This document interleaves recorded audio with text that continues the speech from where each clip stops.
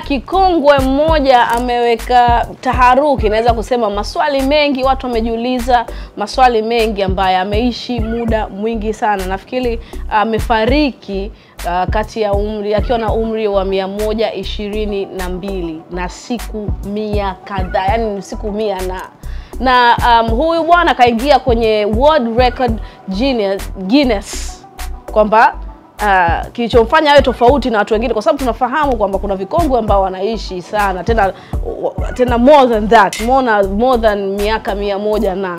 Lakini sasa kwa yeye ameingia kwenye hii record kwa sababu yeye alikuwa hachagui kitu cha kula, alikuwa anakunywa pombe, alikuwa anakula vitu vya sukari, chocolate, sijui diet, sijui nini, wala hata afuatilie. Na hii pia imenipa mtazamo mwingine kwamba kuna vikongwe ambao wako vijijini kwetu huku, kumkuta bwana bibi mmoja anakula sana gongo, yani anakula sana pombe za kienyeji, anakula zake fegi sana, lakini bado anaendelea kuishi. Hii pia imenipa mtazamo mzuri sana kwamba kufariki, kuendelea kuishi miaka mingi zaidi duniani inakuwa tu ni God's plan.